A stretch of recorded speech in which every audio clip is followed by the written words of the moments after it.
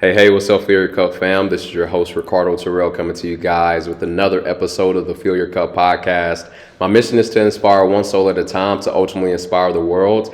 And today I plan to do that by having a candid conversation with a woman that has been through many seasons in her life. She is a child of God, a woman of God. She is a wife. She's a mother. She's a grandmother. She is a thought leader and, more importantly, a world changer. Welcome to the show, Mama Marlena. Thank you for inviting and having me. I'm very honored. Absolutely. So this is my mother-in-law, just so that you guys know that off top, and just so that you know, the audience, I view them as family. So imagine us having just a round table and the cameras were not here. I want to get to know you, and you'll get to know a little bit more about me as well. Just so you guys know, my wife and I, we've been married for a couple of years now, and my mother-in-law and I have not had a one-on-one conversation like this. So I'm excited to hear a lot of her story, hear a lot of things that I don't know about, and ultimately see how she's gotten to this point. So that'll lead into my first question. I would love for you to share with us, me and everyone that's watching and listening, what pivotal events have occurred in your life to get you to where you are today, right? And I share every episode like this because once we get to the root of who Marlena is, we will all be able to place the proper value on you. Does that make sense? Yes. Because we can have conversations with people, and oftentimes it's just super surface level. Right. And you never really develop that human interaction, that connectivity that's needed in order to cultivate relationships. So let's take it back to the beginning. Walk us through where you're from, kind of upbringing, and really some of those, again, pivotal moments that you feel has shaped and guided you and molded you to become the woman you are today. Okay, and it's I don't know, I guess just kind of curious. I'm gonna say maybe weird in a way. Absolutely. That you actually asked that, because a lot of people that do know me personally, near and dear, tell me all the time, you should write a book. You should write a book. Your life is it'll be inspiring. But first and foremost, I am a wife. Absolutely. To me, my perspective on value is, God, family, career. I was a young mom. I was a young wife. My first marriage, actually, I was married at 20. Wow. Very young. Yes. Absolutely. And that was to your wife, my daughter. That was to her dad. We had 2 children from that marriage. Starting out, actually, just taking it back even further than that, I am a product of a broken home. I left home at the age of 15. Wow. Baby. Baby. Yeah. At the age of 15, leaving home, I feel like I never fully knew to grow into motherhood or adulthood. I was forced into it at a young age, so I did go into it with an adolescent mindset, with adult responsibilities. So a lot of the times I failed. And it was because I was a young adult trying to be an adult. Absolutely. So there was a lot of error in my ways as far as just growing up, being a mom, being a provider. I don't know. It's just, there's so many layers to me. I don't even know where to start. Absolutely. Well, I think to touch on what you stated to begin with, right? Being an adolescent, stepping into motherhood and adulthood, essentially without choice per se, right? Because you made certain decisions, you had babies, and now it's like I have to take care of these babies. And even that thought process, like I have to, no, we get to, it's actually an honor. And for all of the non-parents out there, when you do have children, your life will change. What you thought to be so beforehand is not it. And you start to view the world from a lens of how can I make a better life for them. Yes. But at 15, no one could fault you for failing, right? Because you were only, that's a child. There were And I don't know all the depths of that 15-year-old Marlena, which I would love for us to like explore that, because that's what people connect to, you know, not our successes. And I know you guys see us looking good. We smell amazing too, right? But if we remove all of that root cause of how we got here is what's most valuable. So at 15, being a young mother, what were some of the things going through your mind? Because there may be someone that's 15 years old right now that may be sexually active, that don't know that, not necessarily that they don't know that a baby will come from that potentially, but what happens afterwards. Does that make sense? Right. Because a satisfaction in one moment can lead to a whole lifetime of like traumas, if not handled correctly. Correct. And I always say, you know, we are trying to break generational curses through our children, but being a young adult, you're creating now new generational curses for your children, because you don't know exactly what route or what direction or guidance to take, because you're going off of your own understanding. Absolutely. And with your own understanding, a lot of times you're wrong. Yes. You know, and so it's setting accountability that you're now an adult with adult children, and you see some of the things that you wish you could have done better for them.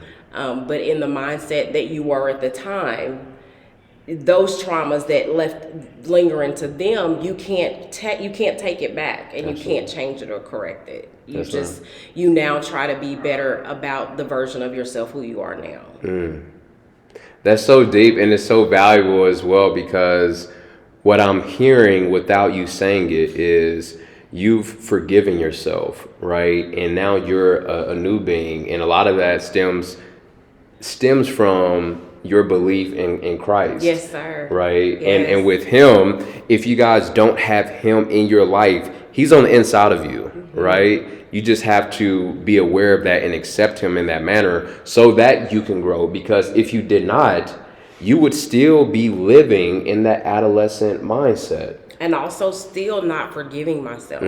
It took me a long time to get there, to get to where I was able to, I knew God had forgiven me. Right. And he says, you know, you just ask, you come to him as humbly as you can, in full unauthentic version of yourself, and ask for forgiveness. But I couldn't forgive myself. And there was many a nights that I cried myself to sleep, or, you know, I hated me because of the mistakes that I made as a young mom.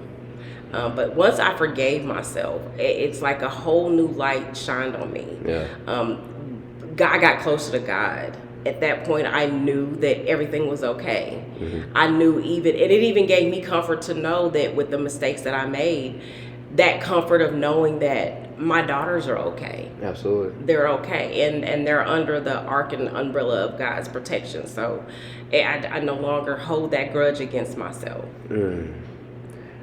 Let's unpack that, okay? So I hope you guys are picking up what she's putting down. You said a lot of different things, and you're speaking to my heart, because although I haven't experienced what you've experienced, I can sense the genuine growth and the sincerity behind your words.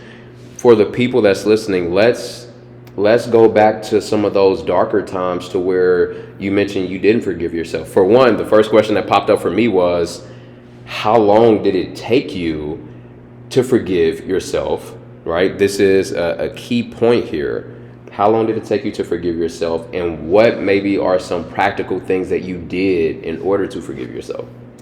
I'm going to say once I really, first initially, the acceptance or feeling guilt, it didn't lay there. It was just non-existent. I felt like I gave myself the excuse, well, I was young.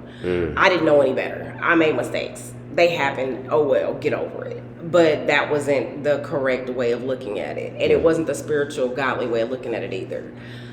So it was a lot of years. It was almost until, I'm going to say within the last 2.5, maybe 3 years now. Wow. And I'm 46. Yeah. That it took me to finally get to that point. Jeez. Yes. So essentially 28 years. of self-suffering, Wow. spiritually and 28 years. mentally, that I put myself through. I can't even conceptualize that because you think about it, you're waking up every day. This is how my brain works, right? It's 365 days in a year. You multiply that times 28, you do the math. That's suffering in there, but you've gotten to a point to where you no longer are bound by those things. And even though we all go through things and we experience those things of shame and guilt, a lot of it comes through ignorance because you don't know what you don't know, right? So at 15 years old, you were going through life based off of what you've seen, right? And we create these paradigms in our lives which forces us to see the world a certain way. And although some of the things that you did in your mind may have been wrong after like hindsight, but you didn't know that it was wrong. Right. So there has to be grace there, but there also has to be ownership. And this is something that my wife Alicia has shared with me a lot. It's like, Ricardo, you have a problem with being wrong. And I'm like, no, I don't, and that caused more challenges within communication. And I would say communication would be the biggest thing, but communication within ourselves. Right. And what she shared with me, Ma, was that ownership has like an action component to it. Although one can say, I apologize, I take ownership, if there's no change in behavior, then did you really take ownership? You didn't. If you're not showing, if you're not implementing the accountability in action, then no, you're simply, and this is my term I say all the time, you're sweeping it under the rug. Absolutely. You're sweeping it under the rug. That's the easiest way to kill it, is just to take out of sight, out of mind, right? Or out of mind, out of sight, or however that goes. Out of sight, out of mind. Yeah. Absolutely. Yeah. So you're taking it, the apology now is, the action is now out of sight, out of mind. But yeah, accountability it's a big thing with me and my daughters. And just to switch gears for a moment. Absolutely. Your daughter she's a sounding board for me. I mean, your wife. Yeah. She's a sounding board for me. And that also gives me another form of security that I can be okay with my forgiveness of myself, because I've raised an amazing woman. Incredible. My oldest, she's doubled what I had in children. Wow. And she's an amazing mom. That's right. Amazing mom. She's not worried about trying to be their friend. She's like, I'm your mother first and foremost. Absolutely. That's how it should be. And that gives me again that peace that I need mentally to say, okay, thank you, God. Thank you.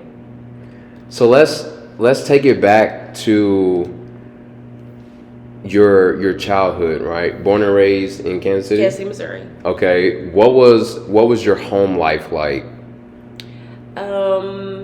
Well, this gets really sensitive for me.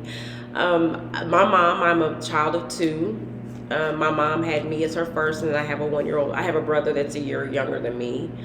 My mom actually turned custody over of me to my grandmother at the age of 2. And her and my brother moved to California. They moved to another state. I always resented my mom to some degree, because I was like, why didn't you take me to? Absolutely. Like, why was I not good enough to go with you? Wow.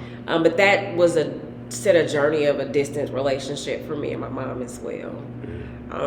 My mom came back when I was about 6.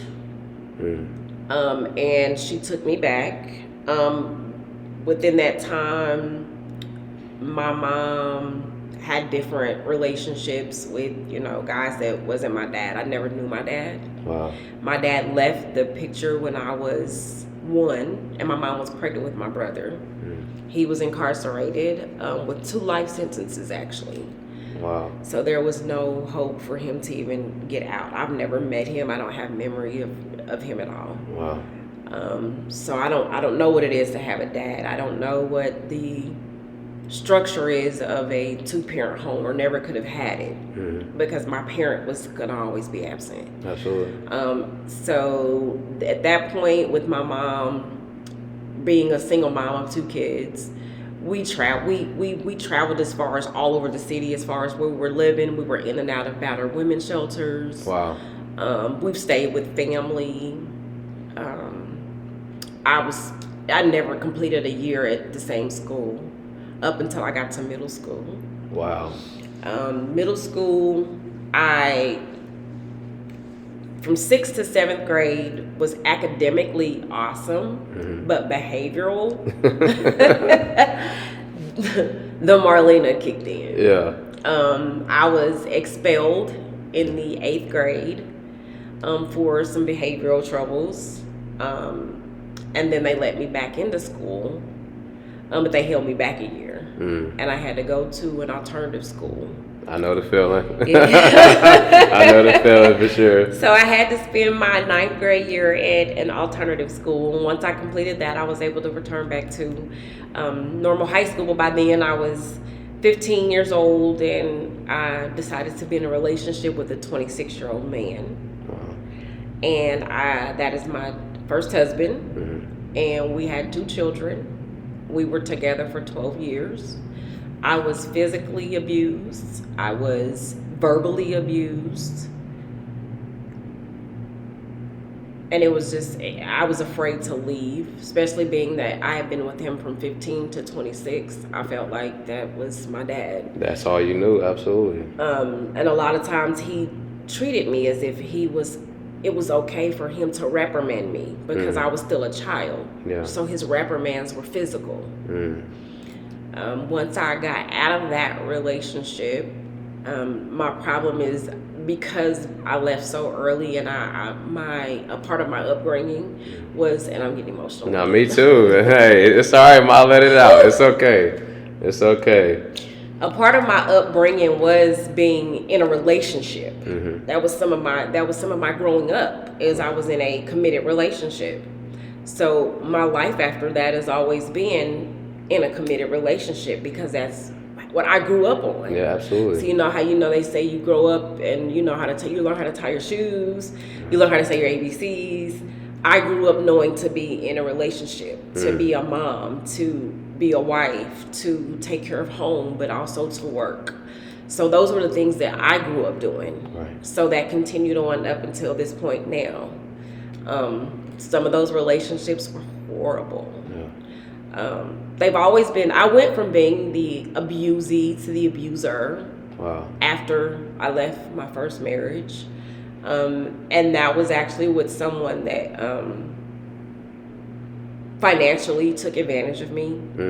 So my way of showing out was to be physical, because that's what I knew. That's what I was raised at a 15-year-old, being in a relationship with an adult. Saying. Absolutely.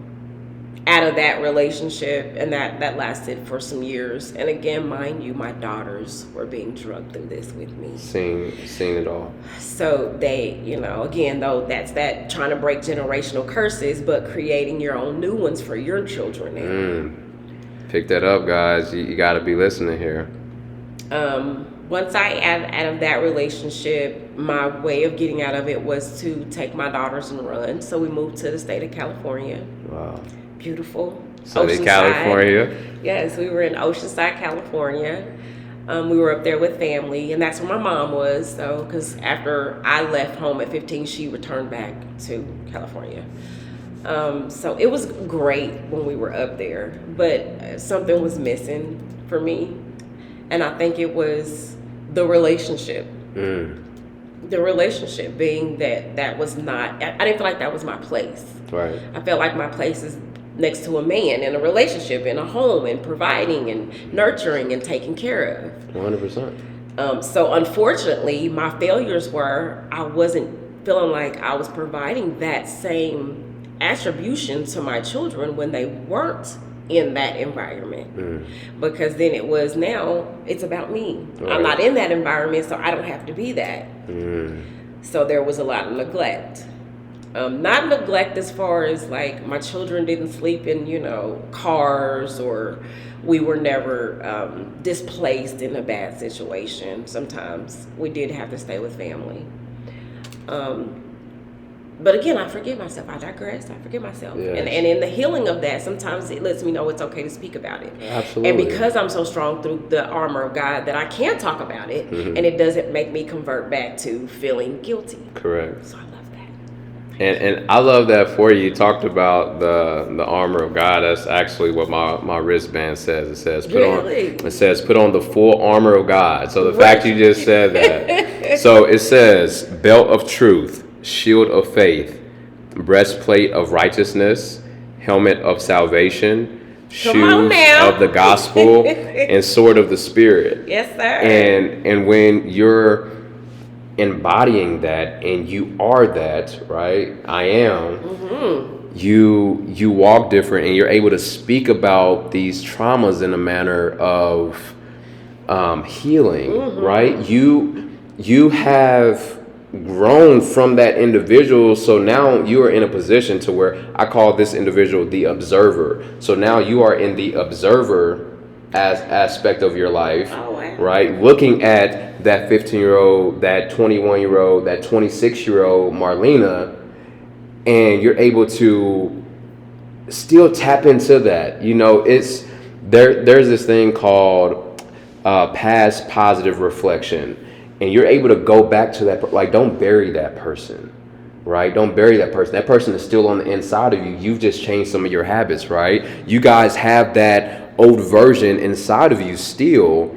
The thought process is just different. The spirit, the heart that you have is different. Right. So go back to that Marlena and ask yourself, like, how was she?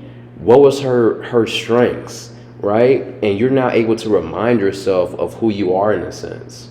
But as you were speaking, you talked about your dad, right? You talked about how you were going from this relationship and you felt like you needed to be in it. And it's because that's where your identity was placed, right? Your identity was placed in a man. It was placed in being a mom. And that's not who you are. Those are hats, right? But who you are is who God says that you are, you know, and it's who you say that you are. So regardless of what anyone else says about you, what do you say about you? Because we sit with our own thoughts, right? We have conversations with ourselves more than anybody else, right? Even if someone does something rude to us, we have a flood of thoughts. Yes. But we have to be able to retract and say, who am I? What will God do in this situation? You know, and at that point, your flesh wants to do the opposite of what your spirit wants. But when you follow spirit and you live by spirit, you will never be steered wrong. And that's exactly how you've gotten to this point. It is. You know, so I would want to take it back just a little bit, right? You talked about not having your dad there, and I could see the tears start to arise, and they did for me as well because I relate to you in that sense, right? One of the individuals, and also your mom moving at 2, like I couldn't imagine Aaliyah, she's 2 years old. Right. I couldn't imagine me or Alicia leaving her for 4 years, right? For 4 years and trying to figure out, like, did I do something? As a child, you should have never had to ask yourself those questions. Is it me? Right. You know, it starts to cultivate this self-image and these doubts that, and correct me if I'm wrong in this, do you still have some of those thoughts based off of your mom leaving when you were 2? I do. I don't wallow in them. I don't allow myself to be consumed with the thoughts too long. Yeah. They are more of just, like you said, reflective memories as to why I can now hold my head up. Yeah. Or, you know, even forgive. You know, I'm able to forgive easily now. So I look at my mom with total forgiveness of her because she was young. Absolutely. When she had me. My mother was 18. Yeah, a child still. Absolutely. Exactly. So again, that's that cycle that we were discussing of you're trying to break generational curses, but you create new ones with your own children that you have to be careful of. Yes. And I feel like that's just a cycle that I looked at my mom and I said, well, you know, I know what I did as a young mom. Yeah. And I know how I felt, and I know what I went through. So I have to give her that same mercy. I have to give her that same grace that God's extended to me. That's right. And that He's told me to extend to myself. So I give her that same thing. I don't hold a grudge to her. And that makes my heart so happy because I've seen you guys interact, and I've only been around for 3 years now. 3 years now. So like, I only know what I've seen thus far. And this is why I appreciate conversations like this, because you guys will never know an individual until you have an intimate conversation, right? Like, I didn't know that your dad was incarcerated, 2 life sentences, right? Not knowing him. I know that caused some traumas in you because he is one of the individuals that was supposed to be there to protect you, to show you what love looks like, right? Mom was supposed to be there to show you what nurturing looks like, right? So the things that we often don't receive as children, we look to give that and give it in abundance. But then there's always that second path to take, which is, this is what my parents did to me, so I'm gonna do it to my children in a negative aspect, right? So what did not having your father in your life do for you? What was some of those challenges that you faced when your mom decided to take your brother and move to California? I'm gonna say, well, first off, my father passed away by the time I turned 9. Oh wow! So he passed away while he was incarcerated. So that was just a relationship never able to be fixed. Absolutely. But I felt like I really can't say that I have any emotional attachment to it because I don't know the emotional attachment. I don't know it. It's not. I was so young that I didn't have the attachment taken away. Yeah. Because I feel like it was never there. So I don't really have any emotional. I don't have any emotional verbal speak. I don't even have an emotional internal speak. Like with him, it's just, again, it goes to that out of sight, out of mind. Yeah. He was never there. So it's like, I know of him, but I don't know him. I feel like challenges in life I face by not knowing him is I struggle to try to overplease in my relationships romantically, and that's because I feel like I don't know what the acceptance of this is enough from a man. Yes. Because I was supposed to get that from my dad, and I didn't. So then that's a struggle for me. Yeah. Sometimes it leaves me empty because I'm trying to do too much to get that acceptance. Because I've never had a man give me acceptance as a child. Yeah. So I do everything I can now for that acceptance and making sure, or at least trying to tell myself I'm doing it correctly. And again, we're human. We all make mistakes. Absolutely. But with my mom leaving me, just because of the fact that I've prayed so much about this and I search Bible plans and then I do notes in my Bible plans on what throughout the week I have experienced with me and my mom, I feel like I didn't lack anything with her absence. Wow. I feel like her absence built the character for me at this age. That's good. At this age. Not when I was younger. Yeah. Because those were my experiences that I had to go through. And they may have been different experiences had she been there or had my dad been a part of my life. But they would have changed my character now. Oh my gosh. That reminds me of, like, if you had a wish, what would you change if you can go back in the past? And some people would say, I wouldn't change anything. And that's really what it should be, because you wouldn't be who you are today. You wouldn't have that go-getter mentality, that dog, as I like to call it, but it's more subtle, it's more soft and gentle, you know what I mean? Don't let the cardigan fool you. Absolutely. Mama Marlena don't play, right? So let's get past that 26-year-old version, right? Because you ended up getting a divorce, right? You ended up becoming free essentially, but you were still in relationship, but you didn't necessarily know what you were looking for. Right? Which caused you to be in accidental relationships, although it was purposeful it was not intentional, if that makes sense, right? Like the relationships aren't going where God has you to be. Ooh. So then you get into these relationships and God is like, I have to let you stay in the relationship. It's going to take you an extra 10 years to get to where I want you to be. But you have to go through that. You have to bump your head.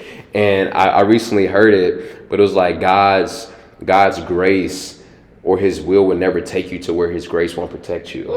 You know? I like so that. God will send us into certain seasons with the purpose of character development. Because now, sitting here at, how old would you say you are? 46. 46 years old, still very young, so much life to live, right?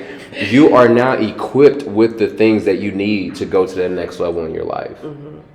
So let's sit here. And it's crazy because now I'm thinking 20 years ago is when you got your divorce. Is that correct? You divorced at 26? Uh-huh. Okay, 20 years ago. Yeah. What has your life looked like for the last 20 years since breaking free? I know there were a couple relationships in there, right? But what would you say has been some pivotal things over the last 20 that has propelled you to be where you are now and ultimately is going to assist you in where you're going? Whew. Loaded. Yeah, I know. Yeah, it's a loaded question. First and foremost, becoming a grandmother. My oldest grandson is 13. Wow. So becoming a grandmother changed my views a lot because it's like the people I made people. Right, absolutely. Crazy to think about. So yes, technically, and I hate that they say they take away the village, but it takes a village. My village started expanding. Which means now I'm responsible for my daughters, which regardless of how old they'll be, they're still my responsibility until death. Absolutely. But now I've got their children, which are my responsibilities, right. And they always make it, I hate this whole saying in the world, and I hate air quotes too, but it's like, grandmothers are raising their grandkids, as we should. Oh, absolutely. As we should, because it takes a village. As we should. Absolutely. Another point I think got me here is God let me know it wasn't time for me to leave. He let me know that the true conqueror that he wants me to be here on earth has not completed yet. And I found that out by being shot. One of the relationships that I was in, it led me to getting shot in my chest. Wow. Oh my gosh. I could have died. My life could have been over, and there would have been no attempts to change or correct life or to put myself back in God's favor. I could have died. This is literally making me tear up because if she would have passed, go back and listen to my last episode, right? It's titled, What to Do When Your World Seems to Be Crumbling. And I talk about when I was 19 years old and I had a Glock 19 to my chin, right? And I was just thinking to myself, like, if I pull this trigger, whose life will be impacted? And the fact that I'm sitting here able to talk to you about it, and the fact that you went through those experiences and you're able to talk to me about it and talk to the world about it, because we have people listening globally, so it's not just Marlena and Ricardo or just our family. It's that person in China that may be able to relate to your story. Although different ethnicities and experiences, right. You can't fake the truth. Right. So you talk about being shot. What was that experience like? What was going through your mind, like maybe at that moment? Because most people will never face that situation. They would never be able to. The likelihood of survival is not even high. So the fact that you're here is a blessing. That's every single day, every moment of the day. Gratitude can and should be expressed. Yeah. All I remember being in the ambulance when they finally got me in the ambulance and was observing me is I kept letting them know that I have 2 daughters and I don't want to leave them. I just kept saying, please save my life so that my daughters aren't here without me. They need me. Yeah. And that's all I kept telling the EMTs. And then when I got to the hospital, of course they had to operate immediately. But when I woke up, I had 1 daughter on this side and 1 on this side, waiting for me to open my eyes. Wow. When I woke up and looked down at them, they were in tears. And we just sat there and cried. And that's when I knew it's time for Mama to get her life together. How old were you at this point? This was in 2018. Wow, not that long ago. No. This was 2018. 6 years, 6 short years. So at that point, that's kind of when I realized, I said, change. I knew it wasn't going to be a right away. I really wasn't prepared for the baby steps that I had to take. I thought that I would be able to take leaps in my journey, in my correctiveness of my lifestyle, but I had to take baby steps, and sometimes I had to crawl. Yeah. I couldn't even take steps, and then I kept feeling like every time I would take, a substantial step, I would fall. And it was like, do I stay down or do I get back up? And a couple times I wanted to stay down. Absolutely. That's I normal. wanted to stay down. Yeah. But life just told me I got baptized in 2018. I've never been baptized before. Hey man, that's awesome. I got baptized. At that point, I never found a church home to attend.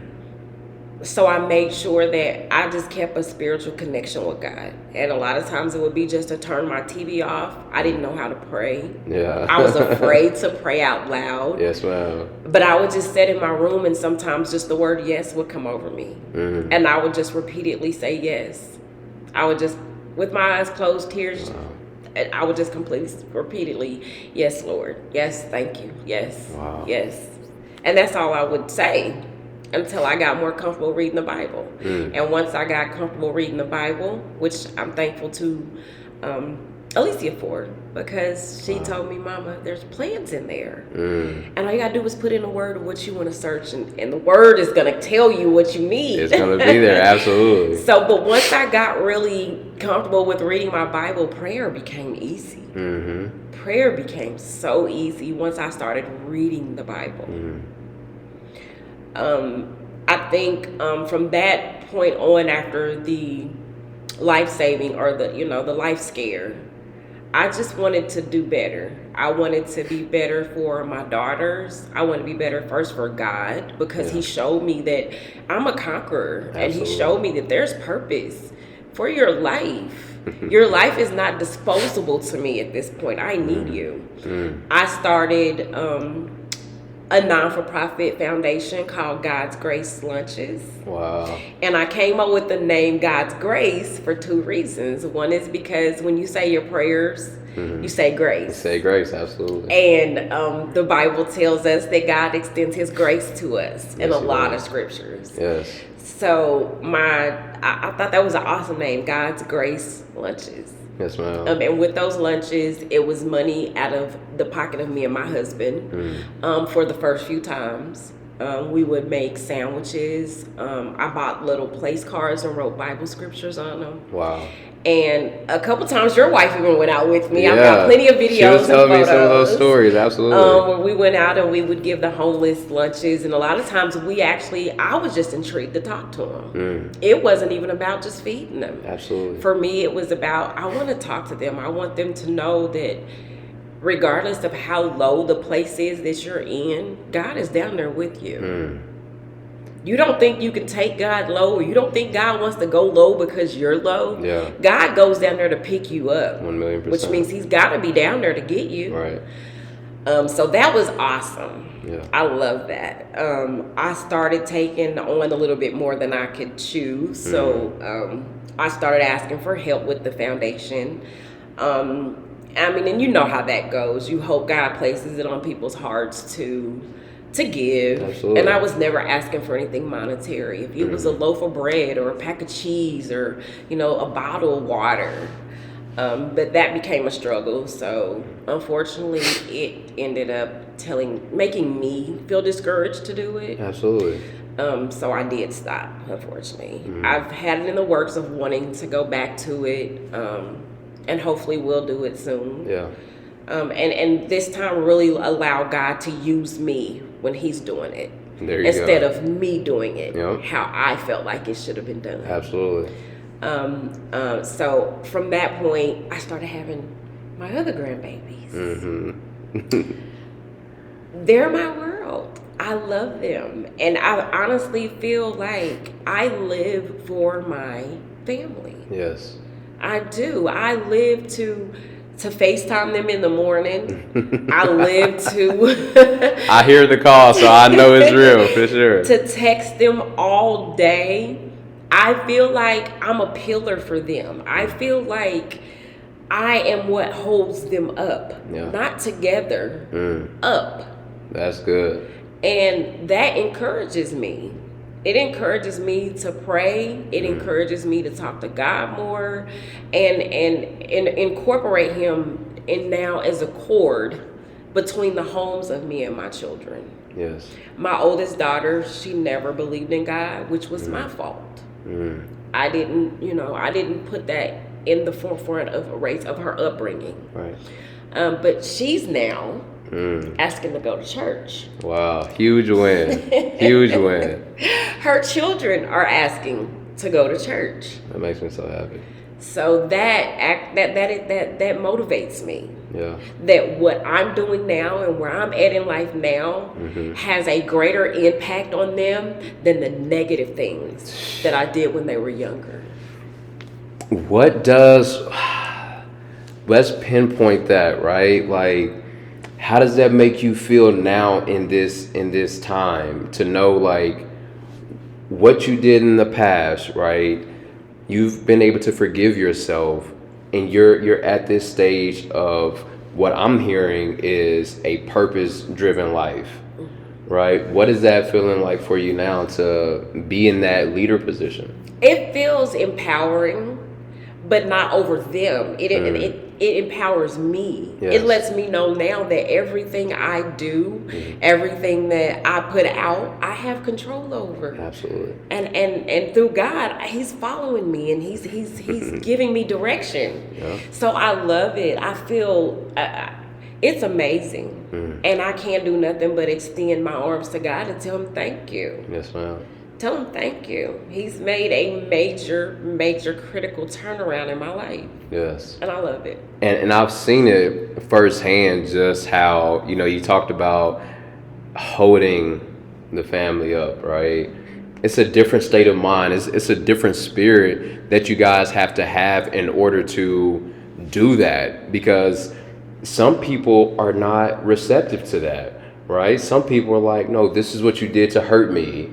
So this is how I'm going to treat you. But the fact that you were able to forgive yourself, it allowed you to start growing and changing, which allowed now everybody else that's in your immediate family or people you've had conversations with to forgive you as well. Yes. Right? Yes. Now there are heartstrings that are reattached, right? There is rekindling of relationship. And there is no better peace. I was just telling one of my brothers this on Thanksgiving. I said, bro, there is a different level of peace when you walk this earth and not have any negative energy towards another human being. You don't have to look over your shoulder, right? You got shot in the chest, right? You don't have to walk around now and be like, is anybody coming to get me? Even that alone. It's like I can breathe peacefully, right? You don't have any of that dark matter, that dark energy, and you have mentioned that God is down there with the people. And oh my gosh, we got to talk about this so much more in depth. But like the nonprofit, like what you were saying was like you were doing it off of your own strength, right? And not allowing God to utilize you at his level and Yes. how he wanted to. Yes. What I want to share with you guys is that whatever your dreams are, right? Dream the biggest dream. Be very vivid. God's plan for you is still larger than that. So if we can conceptualize our little thoughts, imagine how much more is out there for us. And when you start thinking from that state of mind, you have an abundance mentality, which allows you to wake up every single day, pray, speak your affirmations, right? Affirm and reaffirm who you are and who God says you are, not another human being. Because applause from man and woman is like cotton candy, right? There's no nutritional value. It lasts for a second, but when you are by yourself, what are those one-on-one conversations like? You know, what are you saying to yourself? And this is how you've been able to become the woman that you are. So I want to give you guys some practicality here. Listen to what everybody gonna call you Mama Marlena, right? your name is about to blow up. But listen to what Mama Marlena is saying to you guys.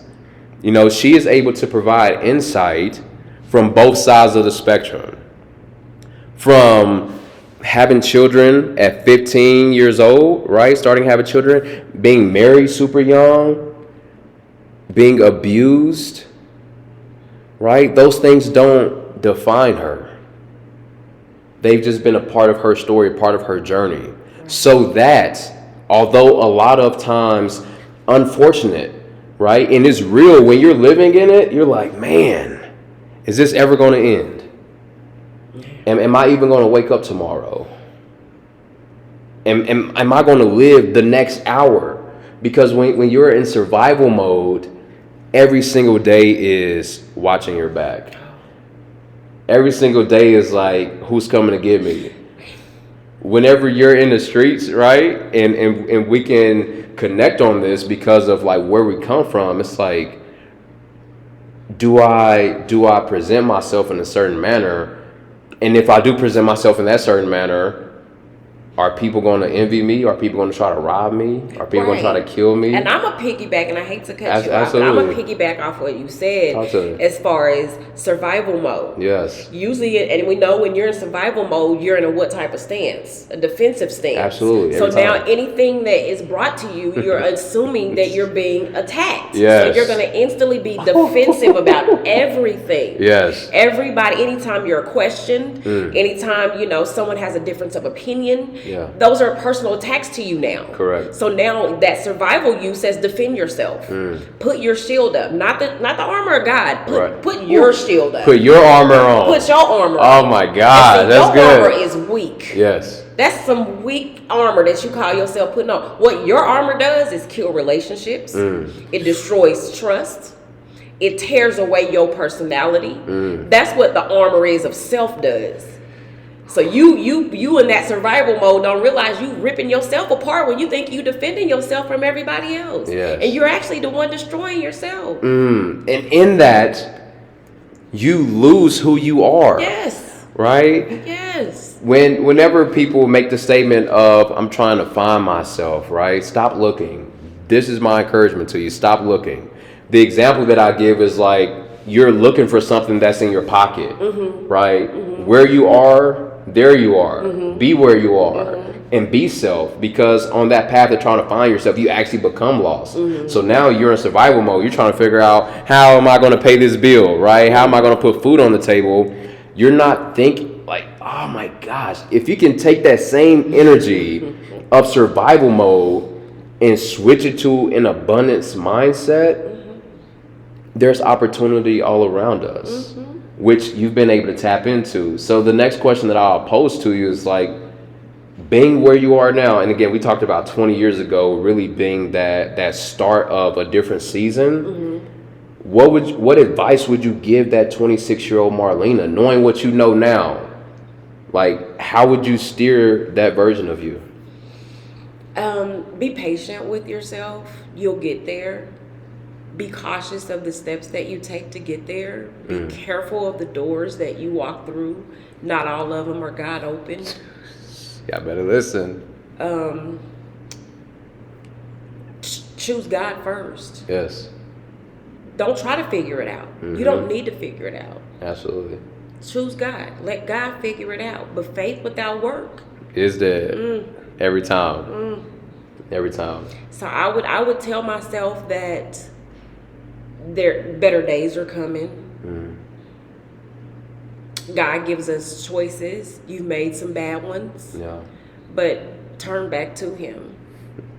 And he's the only choice for you at this point. He's your only choice. Wow.